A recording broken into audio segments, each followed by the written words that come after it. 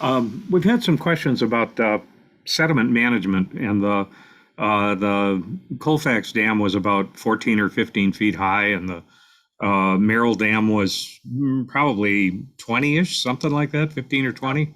Mhm. And how did you handle the sediment management? What's the best time to do it, and who did it?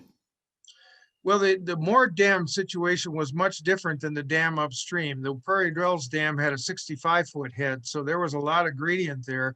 And some of the head walls on the exposed sediment were 12 to 15 feet, very unstable. But they did stabilize over time with just natural vegetation. There was no shaping of the uh, shoreline or anything like that. In the Ward situation, we simply dewatered slowly in the fall. And then by the time springtime came around, we had frozen soils to work on. Very little restructuring there because the gradient was small.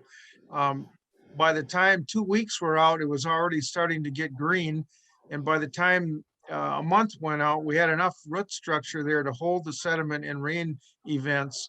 And as the root structure developed, uh, we just didn't see any reason to redisturb the soils and recontour, mainly because it was a fairly flat area anyway, unlike Prairie Dells, which had quite a steep head. Sure. But at Okay. Prairie Dells, we had 20,000 cubic yards of sediment.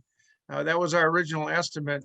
We took that out with a sediment trap downstream, but there was still way over 20,000 cubic yards that went downstream. So there was Mhm. the downstream area below the dam went from a boulder garden, sediment starved, to a completely covered sand flat all the way down below the dam.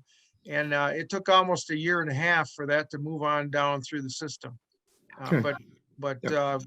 regular rainfall and flood events in the spring took that out in a short period of time. Okay.